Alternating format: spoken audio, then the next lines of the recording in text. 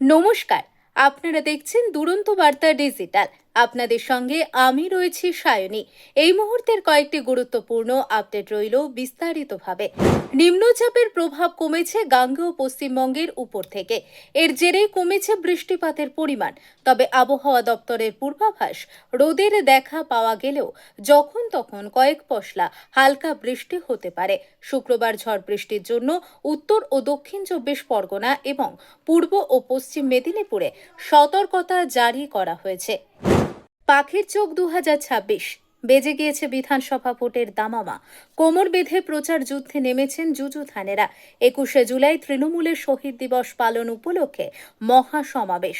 তার আগে আজ অর্থাৎ শুক্রবার বঙ্গে পা রাখছেন প্রধানমন্ত্রী নরেন্দ্র মোদী।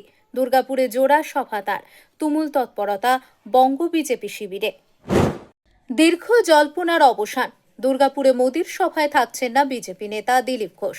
শুক্রবার সকালে দিল্লির উদ্দেশ্যে রওনা দিয়েছেন তিনি। বিমানবন্দরে দাঁড়িয়ে বুঝিয়ে দিলেন দলের সঙ্গে তার দূরত্ব অনেকটাই বেড়েছে। তবে এই ঘটনায় আবারও প্রকাশ্যে উঠে এলো আদি এবং নব্য বিজেপির দ্বন্দ্ব। আবারও দিল্লির একাধিক স্কুলে বোমাতঙ্ক। একযোগে রাজধানীর 20টি স্কুল বোমা মেরে উড়িয়ে দেওয়ার হুমকি। তড়িঘড়ি একাধিক স্কুল ফাঁকা করতে হলো। হুড়োহুড়ির মধ্যে বাড়ি ফেরানো হলো পড়ুয়াদের।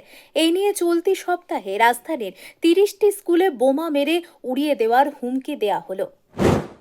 মঙ্গল গ্রহ থেকে ছিটকে পৃথিবীতে এসে পড়েছিল লাল গ্রহের সেই পাথর রেকর্ডে দামে বিক্রি হলো নিলামে। $5.3 মিলিয়ন বিক্রি হয়েছে এই উল্কাখণ্ডটি। ভারতীয় মুদ্রায় যা 45 কোটি 60 লক্ষ টাকা। পৃথিবীর বুকে মঙ্গল গ্রহ থেকে আসা সবচেয়ে বড় উল্কাখণ্ডই এটি।